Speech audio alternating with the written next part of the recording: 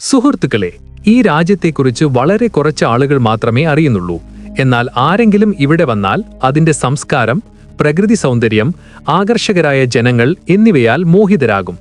യൂറോപ്പിലേക്ക് പോകുന്നതിനുള്ള ഏറ്റവും ചെലവ് കുറഞ്ഞതും എളുപ്പവുമായ വഴിയാണ് ഇതെന്നും പറയപ്പെടുന്നു. കാരണം പാകിസ്ഥാനികൾക്ക് ഇവിടെ വിസ വീട്ടിലിരുന്നു തന്നെ സ്വയം നേടാൻ കഴിയും. ഈ രാജ്യത്തിന്റെ സൗന്ദര്യം ഇത്ര മഹത്തരമാണെന്നതെന്തെന്നാൽ ജനസംഖ്യയേക്കാൾ 2 ഇരട്ടി ടൂറിസ്റ്റുകൾ ഇവിടെ വരുന്നു. അതെ, ഇന്ന് നാം അൽബേനിയ സന്ദർശിക്കാൻ പോകുകയാണ്. ഈ രാജ്യത്ത് 50%-ലധികം മുസ്ലിങ്ങൾ ഉണ്ടെങ്കിലും അവർ ഇസ്ലാമിൽ നിന്ന് വളരെ അകലെയാണ്. എന്തുകൊണ്ടിങ്ങനെ? ഇവിടെ ജനങ്ങൾ എങ്ങനെയുള്ള ജീവിതം നയിക്കുന്നു? അവരുടെ ആചാരങ്ങൾ, പാരമ്പര്യങ്ങൾ എങ്ങനെയിരിക്കും? യൂറോപ്പിലെ മറ്റു രാജ്യങ്ങളുമായി താരതമ്യപ്പെടുത്തുമ്പോൾ അൽബേനിയയ്ക്ക് എന്തുകൊണ്ട് മുൻഗണന നൽകുന്നു? ഇന്ന് വീഡിയോയിൽ നാം ഈ രാജ്യത്തെ വിസ എങ്ങനെ നേടാമെന്ന് പറയാൻ പോകുന്നു. അതോടൊപ്പം തിരാന നഗരത്തിലെ മനോഹരമായ കാഴ്ചകൾ, ബെററ്റ് നഗരത്തിലെ പ്രാചീന തെരുവുകൾ, ഇവ 1000 ജനാലകളുടെ നഗരം എന്നറിയപ്പെടുന്നു.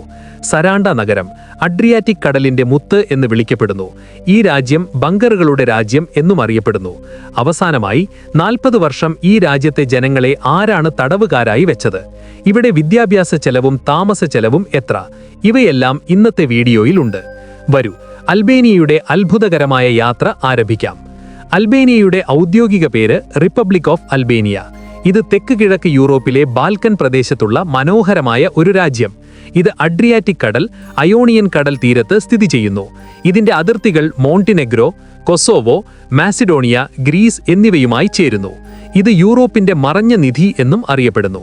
കാരണം ഇതിനെക്കുറിച്ച് ലോകത്ത് വളരെ കുറച്ച് ആളുകൾക്ക് മാത്രമേ അറിയൂ. പ്രകൃതി സൗന്ദര്യം, പ്രാചീന സംസ്കാരം, ശുദ്ധവും സ്വച്ഛവുമായ തീരങ്ങൾ ഇതിന്റെ പ്രത്യേക അടയാളം. രാജ്യത്തിന്റെ ജനസംഖ്യ ഏകദേശം 27 ലക്ഷം. വിസ്തൃതി 27,000 ചതുരശ്ര കിലോമീറ്ററാണ്. രാജ്യത്ത് 70% പേർ നഗരങ്ങളിലും 30% പേർ ഗ്രാമങ്ങളിലും താമസിക്കുന്നു. മുസ്ലിങ്ങളുടെ എണ്ണം കൂടുതലായിരുന്നാലും രാജ്യം മതേതരമായതിനാൽ ജനങ്ങൾക്ക് മതവുമായുള്ള ബന്ധം വളരെ കുറവ്. ഏകദേശം 51% മുസ്ലിങ്ങൾ, 16% ക്രിസ്ത്യാനികൾ, 14% ആളുകൾ ഒരു മതവും ഇല്ലാത്തവർ. Albanian currency Albanian lek. ഒരു ലെക് ഏകദേശം 3.40 പാകിസ്ഥാനി രൂപയ്ക്ക് തുല്യം. Albania GDP $30 billion. ജനങ്ങളുടെ വാർഷിക വരുമാനം ഏകദേശം $10,000. തലസ്ഥാനം തിരാന നഗരം. ഇത് രാജ്യത്തെ ഏറ്റവും വലിയ നഗരം. ഈ രാജ്യം യൂറോപ്പിലുണ്ടെങ്കിലും ഇനിയും യൂറോപ്യൻ യൂണിയന്റെ അംഗമല്ല. എന്നാൽ 2019 നാറ്റോവിൽ ഭാഗമായി. വിദഗ്ധരുടെ കണക്കനുസരിച്ച് 2030 യൂറോപ്യൻ യൂണിയനിൽ ചേർന്നേക്കാം. അൽബേനിയ ജനങ്ങൾ ലളിതമായ ജീവിതം നയിക്കുന്ന, അതിഥി സൽക്കാരം ചെയ്യുന്ന, വാഗ്ദാനങ്ങൾ നിറവേറ്റുന്നതിൽ വളരെ സൽസ്വഭാവമുള്ളവരാണ്. 2ാം ലോക മഹായുദ്ധ സമയത്ത് യൂറോപ്പ് മുഴുവൻ ജൂതന്മാർ കൂട്ടക്കൊല ചെയ്യപ്പെടുമ്പോൾ അൽബേനിയ മാത്രം ജൂതന്മാർക്ക് അഭയം നൽകിയ ഏക രാജ്യമായിരുന്നു. ഇതിന് കാരണം അവരുടെ ബേസ പാരമ്പര്യം. അതായത് അതിഥി ഏത് മതം അല്ലെങ്കിൽ ജാതിയാണെങ്കിലും അദ്ദേഹത്തിന്റെ സംരക്ഷണം ഒരു ധർമ്മ കടമയായി കരുതുക. ഇവിടെ ജനങ്ങൾ വർണ്ണശബളമായ വേഷങ്ങൾ, കൈത്തൊഴിൽക്കാരർ തുന്നിയ കുപ്പായങ്ങൾ ധരിക്കുന്നു. ഇവ അവരുടെ സംസ്കാരത്തിന്റെ ചിഹ്നം. കുടുംബ വ്യവസ്ഥ ശക്തമാണ്. മുതിർന്നവർക്ക് അധിക ആദരവുണ്ട്. 1944 മുതൽ 1985 വരെ എൻവർ ഹോക്സയുടെ കടുത്ത കമ്മ്യൂണിസ്റ്റ് ഭരണമുണ്ടായിരുന്നു. 1987 അദ്ദേഹം രാജ്യത്തെ ലോകത്തിലെ ആദ്യ ഔദ്യോഗിക നിരീശ്വര രാജ്യമായി പ്രഖ്യാപിച്ചു. മുസ്ലിം പള്ളികൾ, ക്രിസ്ത്യൻ പള്ളികൾ, ഖൻഗകൾ പൊളിക്കപ്പെട്ടു. ആരാധനയ്ക്ക് നിരോധനമേർപ്പെടുത്തി. ജനങ്ങൾക്ക് പുറത്തു പോകാൻ കഴിഞ്ഞില്ല. പുറത്തുനിന്ന് ആർക്കും വരാൻ കഴിഞ്ഞില്ല. മുഴുവൻ രാജ്യവും ഒരു ജയിലാക്കി മാറി. 1991 മതസ്വാതന്ത്ര്യം പുനഃസ്ഥാപിക്കപ്പെടുകയും പള്ളികൾ വീണ്ടും നിർമ്മിക്കപ്പെടുകയും ചെയ്തു. അതുകൊണ്ടാണ് ഇന്ന് പലരും പേരിൽ മാത്രം മുസ്ലിമുകളാണ്, എന്നാൽ പ്രാവർത്തികത്തിൽ മതത്തിൽ നിന്ന് അകന്നു ജീവിക്കുന്നു. ഇന്ന് അൽബേനിയ വേഗത്തിൽ വളർന്നുകൊണ്ടിരിക്കുകയാണ്. ഉയർന്ന ഇടത്തരം വരുമാന രാജ്യങ്ങളിൽ ഉൾപ്പെട്ടിരിക്കുന്നു.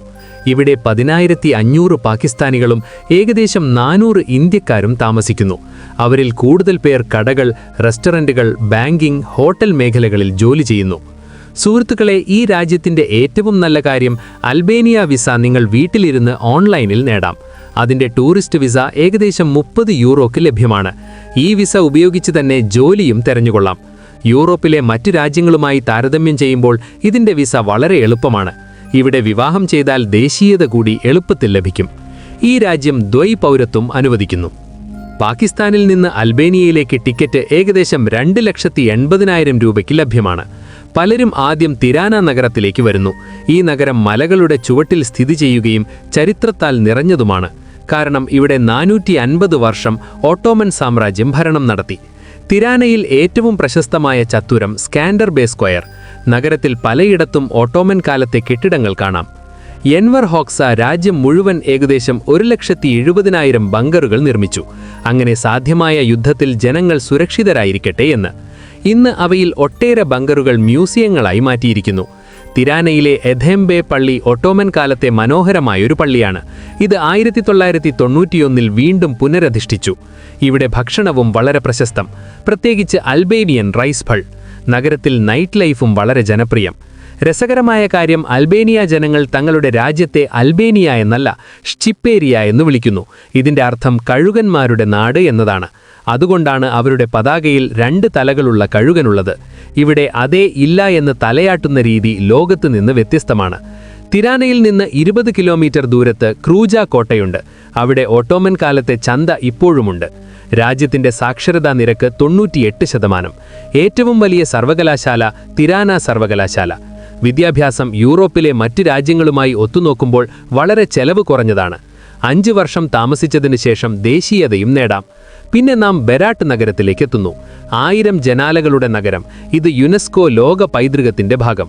അതിനുശേഷം സരാണ്ട നഗരം, അയോണിയൻ കടലിന്റെ മുത്ത്. ഇത് ഗ്രീസിലെ കോർഫു ദ്വീപിൽ നിന്ന് വെറും 2 കിലോമീറ്റർ ദൂരത്തുണ്ട്. ഇതിനെ അൽബേനിയയുടെ മാലദ്വീപ് എന്നും വിളിക്കുന്നു. പിന്നെ ഗിറോകാസ്റ്റർ, കല്ലുകളുടെ നഗരം.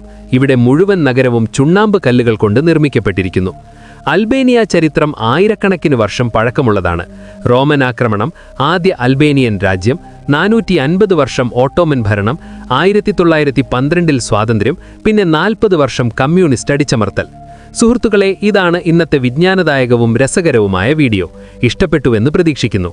കമന്റിൽ കണ്ടിപ്പായും പറയൂ. പുതിയതാണെങ്കിൽ ചാനൽ സബ്സ്ക്രൈബ് ചെയ്ത് ലൈക്ക് ചെയ്യൂ.